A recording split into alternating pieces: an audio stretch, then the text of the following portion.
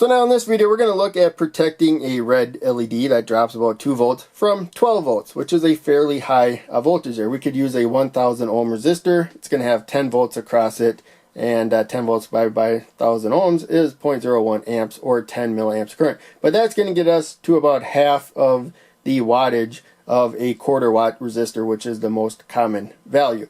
So we don't really want to go lower in value there. It'll get even hotter and maybe too hot. So what we could do if we want to double the current for whatever reason, that's the absolute maximum you want to put through indicator LEDs, but we can just put another resistor parallel with it. So the red LED is still going to drop 2 volts from them, and each one of them is going to have 10 volts across them, so 0.01 amps of current. But the heat that they generate will be independent of the other one. They'll both get as hot as the one that's alone, but the current through each of them will add up. So we'll end up with 20 milliamps total going through the LED and the entire circuit for that matter.